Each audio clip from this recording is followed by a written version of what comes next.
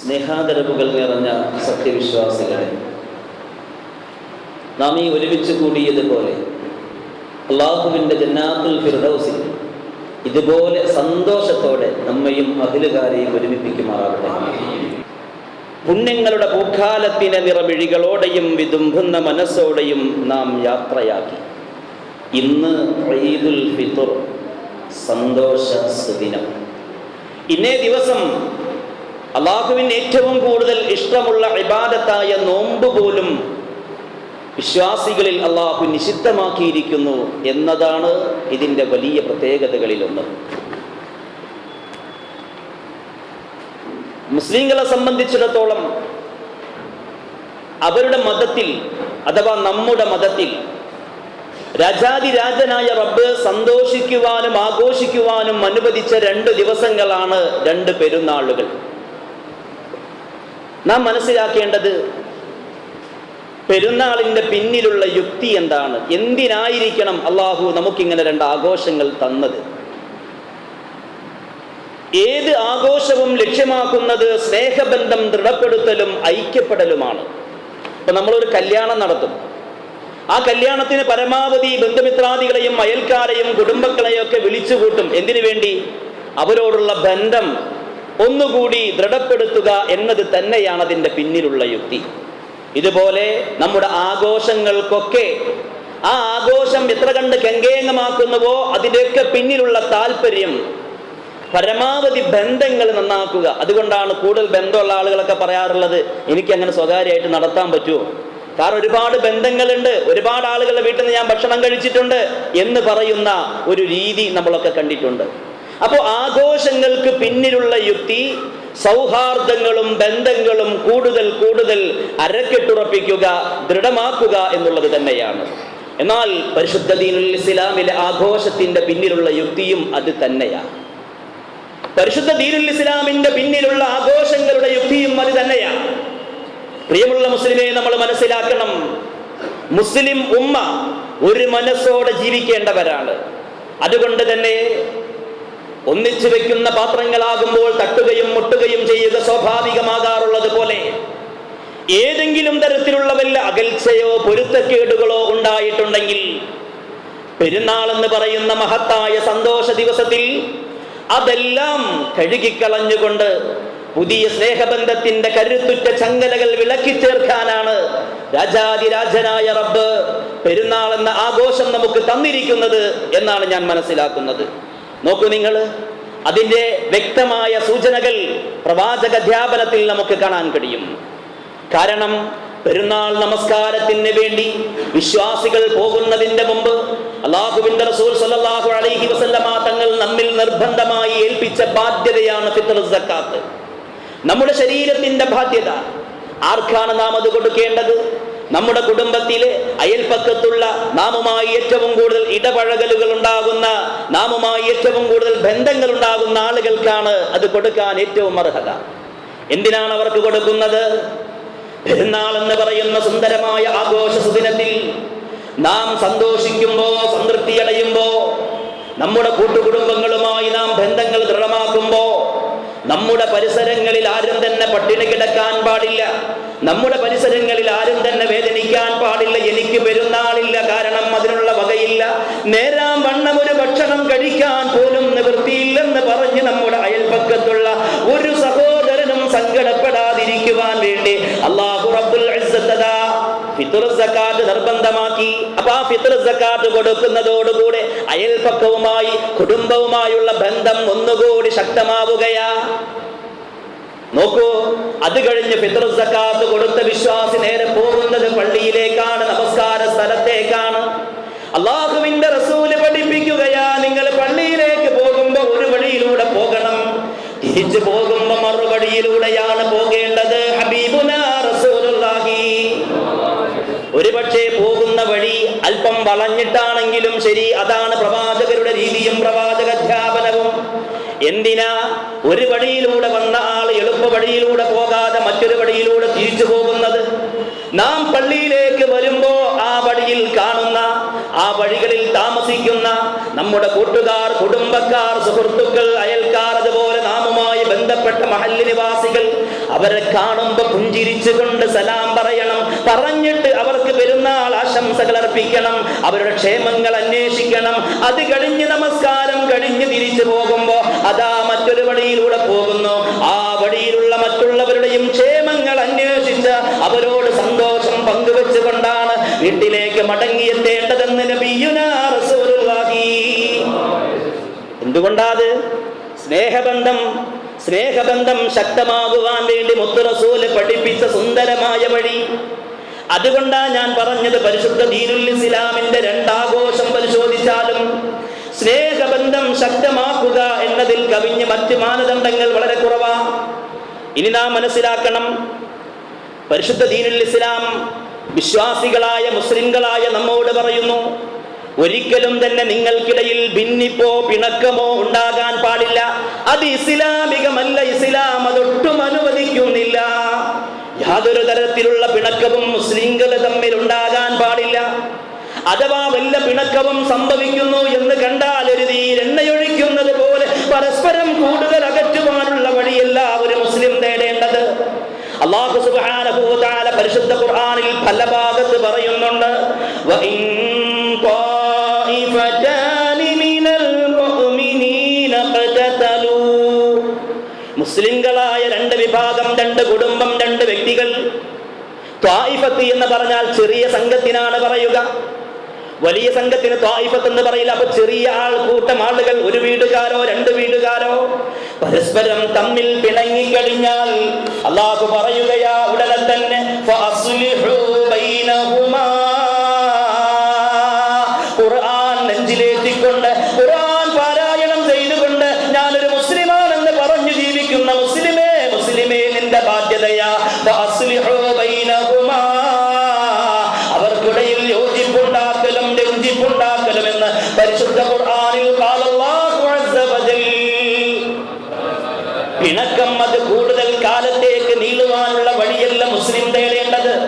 മറിച്ച് ഖുർആൻ പറയുന്നു ഫഅസ്ലിഹു.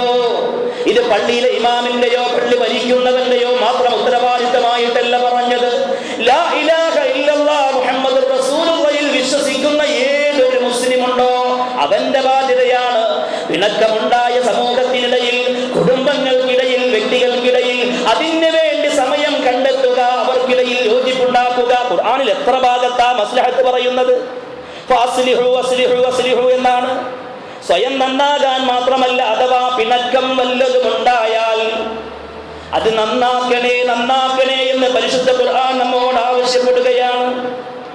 ആ ആയത്തിന്റെ ബാക്കി ഭാഗത്തേക്ക് ഞാൻ കടക്കുന്നില്ല, ഒരുപാട് പറയാനുണ്ട്. വീണ്ടും അല്ലാഹു പറയുന്നു, ഇന്നമൽ മുഅ്മിനൂന ഇഖ്വ. വിശ്വാസികൾ ഏകോദര സഹോദരന്മാരാണ്. ഒരു ഉമ്മ പെറ്റ മക്കളെ പോലെ, ഒരു ചരടിൽ കോർത്ത മുത്തുകളെ പോലെ. മുസ്ലിങ്ങൾ എന്നും ഒന്നാണ്, വിശ്വാസികൾ എന്നും ഒന്നാണ്. അത് മാളയിലുള്ള മുസ്ലിങ്ങൾ മാത്രമല്ല, കേരളത്തിലുള്ള മുസ്ലിം മാത്രമല്ല, ഇന്ത്യയിലുള്ള മുസ്ലിം മാത്രമല്ല, ലോകത്തിന്റെ ഏതൊക്കെ മുക്കുമൂലകളിൽ ലാ ഇലാഹ ഇല്ലല്ലാഹ് മുഹമ്മദുർ റസൂലുള്ളാഹിൽ വിശ്വസിക്കുന്ന മുസ്ലിമുണ്ടോ അവരെല്ലാം ഒരൊറ്റ വിശ്വാസത്തോടെ, ഒരൊറ്റ മനസ്സോടെ, ഒരൊറ്റ ലക്ഷ്യത്തോടെ ജീവിക്കേണ്ടവരാ. ഇന്നമൽ മുഅ്മിനൂന ഇഖ്വ. ഇന്നമൽ മുഅ്മിനൂന ഇഖ്വ. സൂറത്ത് ഹുജറാത്ത് മറിച്ച് നോക്ക്. മുസ്ലിങ്ങൾ സഹോദരന്മാരാണ്. അതുകൊണ്ട് തന്നെ ആ സാഹോദര്യത്തിന് വല്ല കോട്ടവും വന്നാൽ വീണ്ടും അല്ലാഹു പറയുന്നു ഫഅസ്ലിഹു ബൈന അഖവൈകും. നിങ്ങളുടെ സാഹോദര്യ ബന്ധം എന്നും നിങ്ങൾ നന്നാക്കിയെടുക്കണം, നിലനിർത്തണം. അല്ലാഹുവിനെ പേടിക്കണേ. കുടുംബ ബന്ധം, സ്നേഹബന്ധം, സാഹോദര്യ ബന്ധം മുറിഞ്ഞു പോകുന്നത് നിങ്ങൾ അല്ലാഹുവിനെ പേടിക്കണം. കാരണം ലഅല്ലകും തുർഹമൂൻ. സ്നേഹബന്ധമുണ്ടെങ്കിലേ, സാഹോദര്യ ബന്ധമുണ്ടെങ്കിലേ അല്ലാഹുവിന്റെ റഹ്മത്ത് നിങ്ങൾക്ക് ലഭിക്കുകയുള്ളൂ എന്ന് പരിശുദ്ധ ഖുർആൻ. അല്ലാഹുവിന്റെ കാരുണ്യം നമുക്ക് കിട്ടണമെങ്കിൽ നമുക്കിടയിൽ സാഹോദര്യ ബന്ധം ശക്തമാകണമെന്ന് ഖുർആൻ വീണ്ടും പറയുകയാ. ഇനി നോക്കൂ, ഈ ആയത്തിന് ശേഷമുള്ള രണ്ടായത്തുകൾ വിശ്വാസികൾ പരസ്പരം ജീവിക്കുമ്പോൾ ചിലപ്പോഴൊക്കെ അവർക്കിടയിൽ ഭിന്നിപ്പുണ്ടാകുന്ന, വിയോജിപ്പുണ്ടാകുന്ന ചില സ്വഭാവങ്ങൾ ഉണ്ടായെന്ന് വരാം. അതാണ് അല്ലാഹു പറയുന്നത്, യാ അയ്യുഹല്ലദീന ആമനൂ ലാ യസ്ഖർ ഖൗമും മിൻ ഖൗം. പരസ്പരം അകൽച്ചയുണ്ടാക്കുന്ന കാര്യങ്ങളാ പരിഹാസം. അതുപോലെ തന്നെ വീണ്ടും പറയുകയാ കുത്തുവാക്ക് പറയൽ, അതുപോലെ തന്നെ അപമാനിക്കല്. ഇതൊന്നും നിങ്ങൾ ചെയ്യാൻ പാടില്ല. കാരണം നിങ്ങളുടെ സാഹോദര്യ ബന്ധം മുറിഞ്ഞു പോകും. അതാ കാരണം. വീണ്ടും അല്ലാഹു പറയുകയാണ്, ഏതുവരെ മനസ്സിൽ മോശമായ ഒരു വിചാരം പോലും നിങ്ങൾ വെച്ച് പുലർത്തല്ലേ.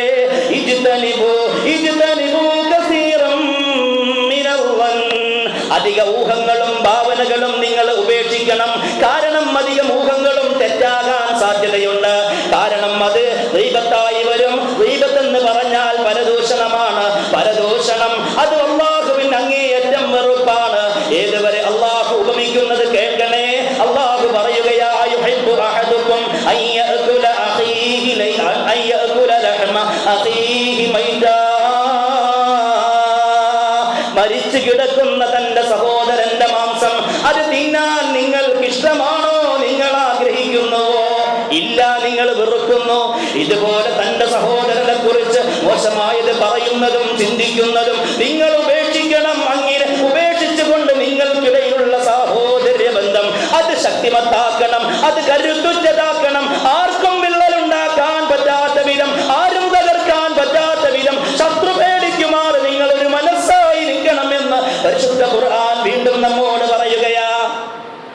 അപ്പൊ നമ്മൾ മനസ്സിലാക്കേണ്ടത്, പ്രിയമുള്ളവരെ കണ്ടാൽ തിരിഞ്ഞു കളയുകയോ അല്ലെങ്കിൽ കേവലം ഒരു സലാം പറഞ്ഞുകൊണ്ട് ഒഴിവാക്കേണ്ടതോ അല്ല മുസ്ലിങ്ങൾ തമ്മിലുള്ള ബന്ധം. അതിന് വല്ലാത്ത കടപ്പാടുകളുണ്ട്. അല്ലാഹു നമ്മോട് പറയുകയാണ്, നിങ്ങൾ ഐക്യപ്പെട്ടില്ലെങ്കിൽ, നിങ്ങൾ ഒരു മനസ്സായില്ലെങ്കിൽ നിങ്ങൾക്ക് ഇരു ലോകത്തും വലിയ നാശമാ. അല്ലാഹു പറയുകയാ, വഅതീഉല്ലാഹ വറസൂലഹു വലാ തനാസഉ ഫതഫ്ശലു വതദ്ഹബ റീഹുകും വസ്ബിറു ഇന്നല്ലാഹ മഅസ്സാബിരീൻ. സൂറത്ത് അൻഫാലിൽ 46-ാം വചനം അല്ലാഹു പറയുന്നു, വഅതീഉല്ലാഹ്, നിങ്ങൾ അല്ലാഹുവിനെ അനുസരിക്കണേ, വറസൂലഹു, അല്ലാഹുവിന്റെ റസൂലിനെയും നിങ്ങൾ അനുസരിക്കണം. എന്നിട്ട് അല്ലാഹു പറയുകയാണ്, വലാ തനാസഉ, വിശ്വാസികളെ വിശ്വാസികളെ നിങ്ങൾ ഒരിക്കലും തന്നെ കലഹിക്കരുത്. നിങ്ങൾ ഒരിക്കലും കലഹിക്കരുത്. നിസ്സാര കാര്യങ്ങൾക്ക് വേണ്ടി ആരോ എന്തോ പറഞ്ഞെന്ന് വെച്ച്, അല്ലെങ്കിൽ ഒരൽപ്പം ഭൂമിക്ക് വേണ്ടി, അല്ലെങ്കിൽ മറ്റെന്തെങ്കിലും ഊഹങ്ങളുടെ പേരിൽ, ധാരണകളുടെ പേരിൽ വിശ്വാസികളെ നിങ്ങൾ കലഹിക്കല്ലേ, കലഹിക്കല്ലേ, കലഹിക്കല്ലേ എന്ന് അല്ലാഹു വിളിച്ചിട്ട് പറയുന്നു. അങ്ങനെ നിങ്ങൾ കലഹിച്ചു കഴിഞ്ഞാൽ നിങ്ങൾ ദുർബലരായി പോകും. നോക്കൂ, ഫലസ്തീനിന്റെ മണ്ണിൽ ഗസയിലെ പാവപ്പെട്ട കുഞ്ഞുമക്കൾ ഇസ്രായേലിന്റെ ബോംബേറ്റുകൊണ്ട് തലപോട്ടി പോലും ചിന്നിച്ചിതറിക്കൊണ്ട് ശരീരത്തിന്റെ അവയവങ്ങൾ ചിന്നിച്ചിതറിയ നിലയിൽ മയ്യത്തുകളായിട്ട് കിടക്കുന്നത് നമ്മൾ കണ്ടില്ലേ? എന്തുകൊണ്ടാണ് നമുക്ക് പറ്റിയത്? അതാ ഇറാഖും കുവൈത്തും തമ്മില്, അതാ ഇറാനും തമ്മില്, അതുപോലെ തന്നെ ഫലസ്തീൻ തമ്മിൽ, അതുപോലെ തന്നെ മിസ്ർ തമ്മില്, ഈജിപ്ത് തമ്മില് പരസ്പരം അങ്ങോട്ടും ഇങ്ങോട്ടും മുസ്ലിങ്ങൾ അടിപിടിയാ, മുസ്ലിങ്ങൾ കലഹമാ, മുസ്ലിങ്ങൾ ഭിന്നിപ്പില, മുസ്ലിങ്ങൾ വിയോജിപ്പില. അല്ലാഹു പറയുകയാ, വലാ തനാസഉ വലാ തനാസഉ, നിങ്ങൾ ഒരിക്കലും തന്നെ കലഹിക്കല്ലേ, നിങ്ങൾ ഭിന്നിക്കല്ലേ. കലഹിച്ചു കഴിഞ്ഞാൽ ഫതഫ്ശലു, നിങ്ങൾ ദുർബലരായി പോകും. അതുകൊണ്ട് തന്നെ നിങ്ങൾ ദുർബലരായാൽ നിങ്ങളുടെ നാശം കൊതിക്കുന്ന പരിശുദ്ധ ദീനുൽ ഇസ്ലാം എന്ന സുന്ദരമായ മഹിതമായ സന്ദേശത്തെ തല്ലിക്കെടുത്താനും മൂതിക്കെടുത്താനും നടക്കുന്ന സയനിസ്റ്റ് ലോബികളും ഫാസിസ്റ്റ് ലോബികളും ഒക്കെ അവർക്ക് കാര്യങ്ങൾ എളുപ്പമാ. നിങ്ങളെ തല്ലി, നിങ്ങളെ തകർത്ത് നശിപ്പിച്ച, നിങ്ങളുടെ നാടും വീടും കൊള്ളയടിച്ച, നിങ്ങളുടെ സമ്പാദ്യമെല്ലാം കൊള്ളയടിച്ച, നിങ്ങളുടെ ഭാര്യമാര്, പെങ്ങന്മാര്, പെൺമക്കളെ മൃഗീയമായി ബലാത്സംഗം ചെയ്ത, നിങ്ങളുടെ കുഞ്ഞുമക്കളെ തൃശൂലത്തിലൊക്കെ കുത്തിവെച്ചിട്ട് തീയിലേക്ക് വലിച്ചെറിയാനും കൂട്ടമായി ചുട്ടുകരിക്കാനും ഒക്കെ ശത്രുക്കൾക്ക് കഴിയുന്നത് വലാ തനാസഉ, നിങ്ങൾ ഭിന്നിച്ചതിന്റെ പേരിലാ. നിങ്ങൾ അതുകൊണ്ട് ഭിന്നിക്കല്ലേ മുസ്ലിമേ, ഭിന്നിക്കല്ലേ, ഒരിക്കലും ഭിന്നിക്കല്ലേ. നിങ്ങൾ ഒന്നിച്ചു നിന്നു നോക്കൂ, നോക്കൂ, നിങ്ങൾ അറബ് രാജ്യത്തെ മുസ്ലിങ്ങൾ ഒന്നിച്ചു നിന്നുകൊണ്ട് ഒന്നിച്ചൊന്ന് മൂത്രമൊഴിച്ചാൽ ഒഴുകി പോകാവുന്ന ശക്തിയല്ലേ ഇസ്രായേലിനുള്ളൂ? അവരത്രയല്ലേ ആളുകളുള്ളൂ, അത്രയല്ലേ അവർക്ക് രാജ്യമുള്ളൂ. എന്നിട്ട് പോലും നമ്മൾ കാണുന്നത് എന്താ? ഒന്ന് പ്രതികരിക്കാൻ പോലും പറ്റാത്ത വിധം അതാ പിടഞ്ഞു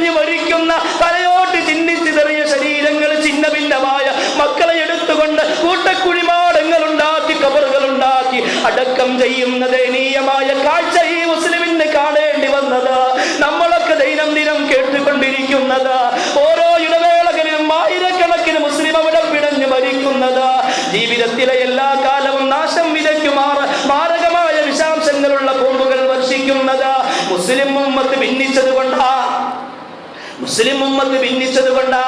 വിയോജിപ്പുണ്ടായാൽ നമുക്കറിയാം, ഒറ്റപ്പെട്ട ആടിനെയാണ് ചെന്നായ കടിക്കുക. കൂട്ടം തെറ്റിയാൽ, അകൽച്ചയുടെ പാത സ്വീകരിച്ചാൽ മുസ്ലിമേ നമ്മുടെ കാര്യം പരാജയമാ. അല്ലാഹുവാ പറയുന്നത് സൂറത്ത് അൻഫാൽ 46-ാം വചനം പോയി എടുത്തു നോക്കണം. നിങ്ങൾ ദുർബലരായി പോകും. നമ്മുടെ രാജ്യത്താണെങ്കിലും നമുക്കറിയാം മുസ്ലിമിന് എത്ര പാർട്ടിയാ. കണ്ടാൽ സലാം പോലും പറയാത്ത, പുഞ്ചിരിക്കാൻ പോലും മടിക്കുന്ന എത്രയെത്ര മുസ്ലിങ്ങളാ ഒരു പ്രദേശത്തുള്ളത്, ഒരു കുടുംബത്തിലുള്ളത്, ഒരു വീട്ടിലുള്ളത്. എങ്ങനെയാ ശത്രുക്കൾ അധികാരത്തിൽ വരാതിരിക്കുക? വന്ന് കയറിയില്ലപ്പോഴേക്ക് തുടങ്ങി ന്യൂനപക്ഷങ്ങളെ വേട്ടയാടുമാറ്, ന്യൂനപക്ഷങ്ങളെ തെരഞ്ഞു പിടിച്ച് വേട്ടയാടുന്ന തരത്തിലേക്ക് കാര്യങ്ങൾ എത്തപ്പെട്ടില്ലയോ? നോമ്പുകാരനാണെന്നറിഞ്ഞിട്ട് പോലും വായിലേക്ക് ചപ്പാത്തി കുത്തിക്കയറ്റുവാൻ, അല്ലെങ്കിൽ പോടോ പാകിസ്ഥാനിലേക്കെന്ന് പറയുവാൻ മാത്രം തെരഞ്ഞെടുക്കപ്പെട്ട നമ്മുടെ മഹത്തായ രാജ്യത്തിന്റെ അധികാരം കാത്തു സൂക്ഷിക്കേണ്ട ഈ രാജ്യത്തെ ഓരോ പൗരനും ഒരു പോറലുമേൽക്കാതെ ഞാൻ കാത്തുകൊള്ളാമെന്ന് പ്രതിജ്ഞ ചെയ്തുകൊണ്ട് അധികാരത്തിലെത്തിയവർ എന്തൊക്കെയാ കാട്ടിക്കൂട്ടുന്നത്? എന്തുകൊണ്ട് നമുക്കിത് പറ്റി? ഒരു രാഷ്ട്രീയം പറയുകയല്ല, അല്ലാഹു പറയുന്നു നിങ്ങൾ ഭിന്നിച്ചാൽ നിങ്ങൾ തീർച്ചയായും ദുർബലരായി പോകും.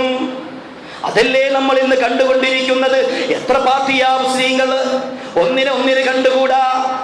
എന്തിന്? തന്റെ ശത്രുവിനേക്കാളും വലിയ വിദ്വേഷമല്ലേ മുസ്ലിം നാമധാരികളായ മറ്റൊരു പ്രസ്ഥാനം വരുമ്പോ അതിനോട് മുസ്ലിങ്ങൾ വെച്ച് പുലർത്തുന്നത്? ഇസ്ലാമിന്റെ വിരോധികളോട് പോലുമില്ലാത്ത ശത്രുതയാ പലരും ഇന്ന് കൊണ്ടു നടക്കുന്നത്. ഞാൻ ദീർഘിപ്പിക്കുന്നില്ല, പറഞ്ഞു വരുന്നത് അല്ലാഹ് പറഞ്ഞതാണ്. നിങ്ങൾ ഭിന്നിക്കല്ലേ, നിങ്ങൾ കലഹിക്കല്ലേ. നിസാര കാര്യങ്ങൾ പർവ്വതീകരിച്ചുകൊണ്ട് കൈ നെഞ്ചത്ത് കെട്ടണോ, വയറ്റത്ത് കെട്ടണോ, പുക്കിളിന്റെ താഴെ കെട്ടണോ? ഇതിന്റെ പേരിലല്ല നിങ്ങൾ തർക്കിക്കേണ്ടത്. അത് ശാഖാപരമായ വ്യത്യാസമാണ്. അതിലൊക്കെ ഹദീസുകളുണ്ട്. അവരങ്ങനെ ചെയ്തു കൊള്ളട്ടെ. പ്രിയമുള്ളവരെ, നമ്മൾ കൈകെട്ടുന്ന വിഷയത്തിൽ തർക്കിക്കുമ്പോ, പ്രാർത്ഥിക്കുന്ന വിഷയത്തിൽ തർക്കിക്കുമ്പോ ശത്രുവിന് അത് എളുപ്പമാ, ശത്രുവിന് നമ്മുടെ നാശത്തിന് എളുപ്പമാ. കാരണം അല്ലാഹ് പറയുന്നു നമ്മൾ എവിടെ കൈകെട്ടുന്നു എന്നല്ല ശത്രു നോക്കുന്നത്. നെഞ്ചത്ത് കെട്ടുന്നവനാണോ, പുക്കിളിന്റെ മീതെ കെട്ടുന്നവനാണോ, പുക്കിളിന്റെ താഴെ കെട്ടുന്നവനാണോ എന്ന് ശത്രുവിന്റെ നോട്ടമില്ല. പക്ഷേ അവർക്കറിയാം, അവരതിന്റെ പേരിൽ കടിപിടി കൂടിക്കൊണ്ടിരിക്കുകയാ, അവരതിന്റെ പേരിൽ കലഹിച്ചു കൊണ്ടിരിക്കുകയാ. അതുകൊണ്ട് നെഞ്ചത്ത് കൈവെട്ടുന്നവനെ തൊട്ട് കഴിഞ്ഞാൽ പൊക്കിളിന്റെ മീതെ കെട്ടുന്നവൻ പ്രതികരിക്കില്ല. പൊക്കിളിന്റെ മീതെ കെട്ടുന്നവനോട് ഏറ്റുമുട്ടിക്കഴിഞ്ഞാൽ അതിന്റെ താഴെ കെട്ടുന്നവൻ പ്രതികരിക്കില്ല എന്ന് ശത്രു നന്നായി മനസ്സിലാക്കി. അതുകൊണ്ട് നമ്മളെ ഭിന്നിപ്പിക്കുവാൻ വേണ്ടി എന്നും അവർ തന്ത്രം മെനഞ്ഞു. ഇപ്പോഴും തന്ത്രം മെനഞ്ഞുകൊണ്ടിരിക്കുന്നു. ഇത് മനസ്സിലാക്കാൻ വിവേകമുള്ള മുസ്ലിമേ നമുക്ക് കഴിയാതെ പോയി. അല്ലാഹ് പറഞ്ഞു വലാ തനാസഉ, നിങ്ങൾ ഭിന്നിക്കല്ലേ, കലഹിക്കല്ലേ, തർക്കിക്കല്ലേ. അങ്ങനെ ചെയ്താൽ ഫതഫ്ശലൂ, നിങ്ങൾ ഭീരുക്കളായി പോകും, ദുർബലരായി പോകും. വീണ്ടും അല്ലാഹു പറയുകയാ നിങ്ങളെ കാറ്റങ്ങ് പോകും. കാറ്റ് പോകും എന്ന് പറഞ്ഞാൽ പ്രതിരോധിക്കാൻ ശേഷിയില്ലാത്ത വിധം ശത്രുവിന്റെ മിസൈലുകൾ വരുമ്പോ, ബോംബുകൾ വരുമ്പോ കൂട്ടമായൊന്ന് കരയാൻ പോലും ആളില്ലാത്ത വിധം നിങ്ങളുടെ സകല ശക്തിയും ചോർന്നു പോകുമെന്ന് പരിശുദ്ധ ഖുർആൻ. അതുകൊണ്ട് വസ്ബിറൂ, ശകാപരമായ വ്യത്യാസങ്ങള്, ചെറിയ തർക്കങ്ങൾ നിങ്ങൾക്കുണ്ടെങ്കിൽ അത് ക്ഷമിച്ചുകൊണ്ട് സഹകരിച്ചുകൊണ്ട് മുന്നോട്ട് പോകണേ. ഇന്നല്ലാഹ മഅസ്സാബിരീൻ. നമുക്കിഷ്ടമില്ലാത്തതാണ് നമ്മുടെ സഹോദരനിൽ നിന്നുണ്ടായതെങ്കിൽ പോലും അതിൽ ക്ഷമിക്കാൻ കഴിഞ്ഞാൽ നിന്റെ കൂടെയാണ് അല്ലാഹു എന്ന് പരിശുദ്ധ ഖുർആനിൽ ഖാലല്ലാഹു അസ്സ വജൽ. അല്ലാഹു പറയുന്നു, മുസ്ലിമായേ നിങ്ങൾ മരിക്കാവൂ. സൂറത്ത് ആലു ഇംറാൻ 102-ാം വചനം. മുസ്ലിമായിട്ടല്ലാതെ നിങ്ങൾ മരിക്കരുത്. അത് പറഞ്ഞ ഉടനെ അല്ലാഹ് പറഞ്ഞ് തൊട്ടടുത്ത ആയത്ത് നോക്കണം. മുസ്ലിമായി ജീവിക്കാനുള്ള കർമ്മങ്ങളല്ല പറഞ്ഞത്. യാ അയ്യുഹല്ലദീന ആമനുത്തഖുല്ലാഹ്, നിങ്ങൾ അല്ലാഹുവിനെ സൂക്ഷിക്കണേ വിശ്വാസികളെ. വലാ തമൂതു ഹഖ തുഖാതിഹി, അല്ലാഹുവിനെ പേടിക്കേണ്ട വിധം പേടിക്കണം. വലാ തമൂതുന്ന ഇല്ലാ വഅൻതും മുസ്ലിമൂൻ, മുസ്ലിമായിട്ടേ നിങ്ങൾ മരിക്കാവൂ എന്ന് പറഞ്ഞാൽ മുസ്ലിമായി മരിക്കണമെങ്കിൽ മുസ്ലിമായി ജീവിക്കണം. മുസ്ലിമായി ജീവിക്കാൻ നമുക്കറിയാം, നിസ്കാരം നോമ്പ് ഒക്കെ ഉണ്ടെങ്കിൽ മുസ്ലിമാ. പക്ഷേ അള്ള പിന്നെ പറഞ്ഞ് നിസ്കരിക്കാനല്ല. ഞാൻ വല്ലാതെ ചിന്തിച്ചിട്ടുണ്ട് ഈ ആയത്തിനെ കുറിച്ച്. അള്ള പിന്നെ പറഞ്ഞത് നോമ്പെടുക്കാനല്ല. പിന്നെ അള്ള പറഞ്ഞ തൊട്ടടുത്ത ആയത്ത് എന്തെന്നറിയുമോ? വഅ്തസിമു ബിഹബ്ലില്ലാഹി ജമീഅ വലാ തഫറഖൂ, നിങ്ങൾ മുസ്ലിങ്ങളാകണമെങ്കിൽ, മുസ്ലിമായി ജീവിക്കണമെങ്കിൽ, മുസ്ലിമായി മരിക്കണമെങ്കിൽ വഅ്തസിമു ബിഹബ്ലില്ലാഹ്, അല്ലാഹുവിന്റെ ദീനിനെ നിങ്ങൾ മുറുകെ പിടിക്കണം. അല്ലാഹുവിന്റെ പാശം മുറുകെ പിടിക്കണം. അതാണ് ഇസ്ലാം ദീൻ, അതാണ് മുസ്ലിമിന്റെ ജീവിതം. പരസ്പര സ്നേഹമില്ലാതെ, ബന്ധമില്ലാതെ, കുറെ നിസ്കരിച്ചത് കൊണ്ട്, നോമ്പെടുത്തുകൊണ്ട് നീ മുസ്ലിമാകില്ല, മുസ്ലിമായി മരിക്കാൻ നിനക്ക് കഴിയില്ല എന്നല്ലേ ഇതിന്റെ സാരം. അല്ല പറയുകയാ, മുസ്ലിമായിട്ട് മരിക്കണോ എങ്കിൽ വഅ്തസിമു, നിങ്ങൾ മുറുകെ പിടിക്കണേ, ബിഹബ്ലില്ലാഹി ജമീഅ, അല്ലാഹുവിന്റെ ദീൻ എന്ന കയറിനെ മുറുകെ പിടിക്കണം. ജമീഅൻ, എല്ലാവരും കൂടി പിടിക്കണം. ഒരാൾ മാത്രമല്ല, ഒരു സംഘടന മാത്രമല്ല. സംഘടനാ സങ്കുചിതത്വം ഇസ്ലാമിലില്ല തന്നെ. എല്ലാവരും സ്വർഗത്തിലേക്കല്ലേ, എല്ലാവരും സ്വർഗത്തിന് വേണ്ടി പണിയെടുക്കുകയല്ലേ. പിന്നെന്തിനാ നാം മത്സരിക്കുന്നതും വാശി പിടിക്കുന്നതും? ജമീഅ, ഒന്നിച്ച് പിടിക്കണേ, ഒന്നിച്ച് പിടിക്കണേ. വീണ്ടും അല്ലാഹ് പറയുകയാണ്, അതാ വലാ തഫറഖൂ, നിങ്ങൾ ഭിന്നിക്കരുത് മുസ്ലിമേ, നിങ്ങൾ ഛിന്ന ഭിന്നമാകല്ലേ, പല ഗ്രൂപ്പുകളായി, പല വിഭാഗങ്ങളായി പരസ്പരം ചേരി തിരിഞ്ഞേറ്റുമുട്ടല്ലേ, പോർ വിളിക്കല്ലേ. തെരുവോരങ്ങളിൽ സ്റ്റേജ് കെട്ടി വെച്ചുകൊണ്ട് പരസ്പരം കലഹിക്കുന്ന, പോര് വിളിക്കുന്ന, വെല്ലുവിളിക്കുന്ന, ആക്ഷേപിക്കുന്ന, പരിഹസിക്കുന്ന സ്വഭാവം വലാ തഫറഖൂ, നിങ്ങൾ ചെയ്യല്ല മുസ്ലിമേ. പരിശുദ്ധ ഖുർആൻ നമ്മളോടല്ലേ പറയുന്നത്, നമ്മളോടല്ലേ ഈ പറയുന്നത്. എന്തുകൊണ്ട് നാം ഇത് അംഗീകരിക്കുന്നില്ല? എന്തുകൊണ്ട് നാം ഇത് ഉൾക്കൊള്ളുന്നില്ല? അതുകൊണ്ട് പ്രിയമുള്ള മുസ്ലിമേ, അള്ളാഹുവിന്റെ പരിശുദ്ധമായ ഈ വചനങ്ങൾ നെഞ്ചിലേറ്റിക്കൊണ്ട് മുസ്ലിം ഉമ്മത്തും വാഹിദ, ഒരു സമൂഹമായി, ഒരു സമുദായമായി, ഒറ്റക്കെട്ടായി ഒന്നിച്ചു നിൽക്കാൻ ശ്രമിക്കുക. രാജാതിരാജനായ റബ്ബ് നമുക്ക് തൗഫീഖ് നൽകുമാറാവട്ടെ. അപ്പോ ഭിന്നിച്ചു കഴിഞ്ഞാൽ മുസ്ലിമായിട്ട് മരിക്കാൻ പറ്റില്ല. ഇതിന്റെ ആശയമല്ലേ മുത്ത് റസൂൽ പറയുന്നത്, വലാ യഹല്ലു ലിമുസ്ലിമിൻ അൻ യഹ്ജുറ അഖാഹു ഫൗക സലാസ്, 3 ദിവസത്തിൽ കൂടുതൽ ഒരു മുസ്ലിം മറ്റൊരു മുസ്ലിമുമായി പിണങ്ങാനേ പാടില്ല. അഥവാ പിണങ്ങിക്കഴിഞ്ഞാൽ എന്റെ പ്രിയപ്പെട്ട മുസ്ലിമേ, നമുക്ക് പിണക്കമുണ്ടെങ്കിൽ വമൻ ഹജറ ഫൗക സലാസ് ഫമാത ദഖലൻ നാർ, പിണങ്ങിയ സ്ഥിതിയിൽ മരിച്ചാൽ അവൻ നരകത്തില. കാരണം അവൻ മുസ്ലിമായി മരിച്ചിട്ടില്ല. നബിയുനാ റസൂലുള്ളാഹി സ്വല്ലല്ലാഹു അലൈഹി വസല്ലം നമ്മുടെ ആയുസ് ദീർഘിക്കാനും ജീവിതത്തിൽ ബറക്കത്തുണ്ടാകാനും സ്നേഹബന്ധം അനിവാര്യമാണ്.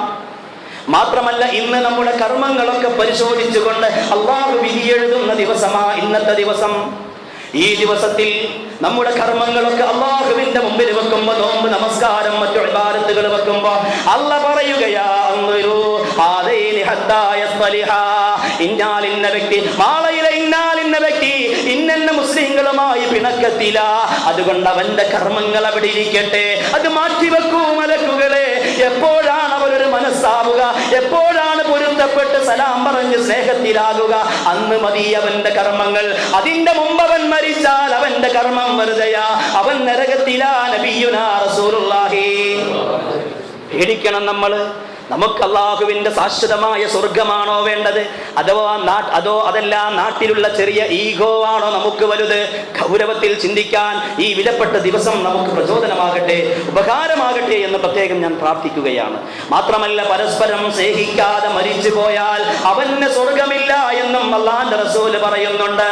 പരസ്പരം സ്നേഹത്തിലല്ലാതെ, പൊരുത്തത്തിലല്ലാതെ മരിച്ചാൽ അവർ സ്വർഗത്തിൽ പ്രവേശിക്കുകയില്ല. നബിയുനാ റസൂലുള്ളാഹി. ഞാൻ ദീർഘിപ്പിക്കുന്നില്ല. പ്രിയമുള്ളവരെ, നാം മനസ്സിലാക്കേണ്ടത്, മുസ്ലിം ലോകത്തിന് ഐക്യമില്ലാത്തതാണ് ഇസ്രായേൽ ഇന്ന് ഫലസ്തീനിൽ നടത്തുന്ന ഈ കൂട്ടമായ ക്രൂരമായ നരഹത്യക്ക് കാരണം. അതുകൊണ്ട് തന്നെ ഈ സന്തോഷ സുദിനത്തിൽ അല്ലാഹുവിന്റെ റസൂൽ പഠിപ്പിച്ച മുസ്ലിങ്ങളൊക്കെ ഒരു ശരീരം പോലെയാണെന്നാണ്. അതിന് ദേശഭാഷ വർണ്ണങ്ങളുടെ വ്യത്യാസമില്ല, എല്ലാവരും ഒരു മനസ്സാണ്. അതാണ് പരിശുദ്ധ കഅബത്തിങ്കൽ വന്നിട്ട് അള്ളാഹു നമ്മെ കാണിച്ച് പരിശുദ്ധ കഅബത്തിങ്കിലേക്ക് കൊണ്ടുപോയിട്ട് അള്ളാഹു നമുക്ക് ബോധ്യപ്പെടുത്തി തരുന്നത്. അപ്പോൾ അല്ലാഹുവിന്റെ റസൂൽ ഒരു ശരീരം പോലെ മുസ്ലിം ഉമ്മത്തിനെ മുഴുവൻ വിശേഷിപ്പിച്ചത് അതിൻ്റെ ഒരു ഭാഗത്തിന്, ഒരു വിരലിന്, ഒരു ശരീരത്തിൻ്റെ തുമ്പിന് വേദനിച്ചാൽ ശരീരത്തിൻ്റെ മറ്റു ഭാഗങ്ങളൊക്കെ ഉറക്കമൊഴിച്ചും പനിച്ചും അതിനോട് സഹകരിക്കുന്നത് പോലെ, അതിനോട് പങ്കുകൊള്ളുന്നത് പോലെ ഗസ്സയിലെ മുസ്ലിങ്ങൾ ഇന്ന് ദുരിതം അനുഭവിക്കുമ്പോൾ അള്ളാഹുവിനെ വിളിച്ചുകൊണ്ടവർ കരയുകയാ. അള്ളാഹു ചോദിക്കുന്നു, വമാലക്കും ലാ തുഖാതിലൂന ഫീ സബീലില്ലാഹ് വൽ മുസ്തദ്അഫീന മിനർ റിജാലി വൻ നിസാഇ വൽ വിൽദാൻ അല്ലദീന യഖൂലൂന റബ്ബനാ അഖ്രിജ്നാ മിൻ ഹാദിഹിൽ ഖറിയത്തിൽ ളാലിമി അഹ്ലുഹാ. ഗസ്സയുടെ മണ്ണിൽ കിടന്നുകൊണ്ട് ദുരിതം അനുഭവിക്കുന്ന അതാ നിരായുധരായ പാവപ്പെട്ട നമ്മുടെ സഹോദരന്മാരും സഹോദരിമാരും കുഞ്ഞുമക്കളും അവിടെ നിന്ന് നിലവിളിക്കുമ്പോ, പടച്ചവനെ പടച്ചവനെ വജഅൽ ലനാ മിൻ ലദുൻക വലിയാ, ഞങ്ങളെ സംരക്ഷിക്കാൻ ആവശ്യമായ ഒരു ശക്തിയെ തരണേ എന്ന് പ്രാർത്ഥിക്കുമ്പോ, വജഅൽ ലനാ മിൻ ലദുൻക നസീറാ, ഞങ്ങളെ സഹായിക്കാൻ ആവശ്യമായ ഒരു സഹായിയെ ഞങ്ങൾക്ക് തരണേ. പ്രാർത്ഥന കൊണ്ടോ പ്രതിഷേധം കൊണ്ടോ അല്ലെങ്കിൽ അതൊന്ന് ശബ്ദിച്ചുകൊണ്ടോ ഉറക്കക്കരഞ്ഞുകൊണ്ടെങ്കിലും ഞങ്ങളോട് സഹവസിക്കുന്ന, ഞങ്ങളോട് സഹകരിക്കുന്ന, ഞങ്ങളോട് സഹായിക്കുന്ന ഒരു സമൂഹത്തെ ഞങ്ങൾക്ക് തരണേ എന്ന് അവിടെ കടന്നുകൊണ്ട് നിലവിളിക്കുമ്പോ, കരയുമ്പോ അല്ലാഹ് ചോദിക്കുകയാ, വമാലക്കും ലാ തുഖാതിലൂൻ ഫീ സബീലില്ലാഹ്, അല്ലാഹുവിന്റെ മാർഗത്തിൽ ഇറങ്ങി പുറപ്പെടാൻ, വൽ മുസ്തദ്അഫീൻ, ദുർബലരായ ആ പാവപ്പെട്ടവരോട് ഐക്യം പ്രകടിപ്പിച്ചുകൊണ്ട് അവരോട് സങ്കടപ്പെട്ടുകൊണ്ട് അവർക്ക് പ്രാർത്ഥിക്കാൻ മാറി നിൽക്കാൻ നിങ്ങൾക്ക് എങ്ങനെയാണ് കഴിയുക? എന്താ നിങ്ങൾ മാറിയിരിക്കുന്നത്? എന്താ ഇതൊന്നും എന്റെ നാട്ടിലല്ല, എന്റെ കുടുംബത്തിലല്ല എന്ന ഭാവേന നിങ്ങൾ മാറുന്നത്? വമാലക്കും, വിശ്വാസികളെ, ഖുർആനിന്റെ അഹ്ലുകാരെ, നിങ്ങൾക്ക് എന്ത് പറ്റി എന്ത് പറ്റി എന്ത് പറ്റി എന്ന് അല്ലാഹ് ചോദിക്കുകയാ, നമ്മളോടാ ചോദിക്കുന്നത്. അതുകൊണ്ട് ഇന്നത്തെ പെരുന്നാൾ ദിവസം ആഘോഷങ്ങളൊക്കെ മാറ്റിവെച്ച് ചടങ്ങുകളിൽ ഒതുക്കുക. ടൂറ് പോലെയുള്ള ആഘോഷത്തിൻ്റെ ഭാഗങ്ങൾ ഏതൊക്കെയുണ്ടോ, വകഭേദങ്ങൾ, അതൊക്കെ നിയന്ത്രിച്ച് വേദനയെ നീ അനുഭവിക്കുന്ന നമ്മുടെ ഗസ്സയിലെ മക്കളോടൊപ്പം ആ കുടുംബത്തോടൊപ്പം നാളെ ഒരുപക്ഷെ നമുക്കാണ് ഈ ഗതി വരുന്നതെങ്കിലോ എന്ന് ഓർത്തുകൊണ്ട് മനസ്സുകൊണ്ട് അവരോട് ഐക്യപ്പെടുക. ഇൻഷാ അല്ലാഹ് നമ്മുടെ മഹല്ലിൻ്റെ ഭാഗമായി ഇന്ന് പെരുന്നാൾ നമസ്കാരം കഴിഞ്ഞ ഉടനെ ശക്തമായ പ്രതിഷേധവും അതോടെ തന്നെ ഐക്യദാർഢ്യവും പ്രകടിപ്പിച്ചുകൊണ്ടുള്ള റാലി നടക്കുന്നുണ്ട്. മുഴുവൻ മുസ്ലിങ്ങളും ശരീരത്തിനാവുന്നുള്ളവരൊക്കെ അതിൽ പങ്കെടുക്കണമെന്ന് പ്രത്യേകം ഓർമ്മപ്പെടുത്തുകയാണ്. ആരും അതിൽ മാറി നിൽക്കരുത്. ഈ ആഘോഷത്തിൽ നാം അവരെ മറന്നാൽ റബ്ബിനോട് കണക്ക് പറയേണ്ടി വരുമെന്ന് ഓർമ്മപ്പെടുത്തിക്കൊണ്ട് ഞാൻ എൻ്റെ വാക്കുകൾക്ക് വിരാമം കുറിക്കുകയാണ്.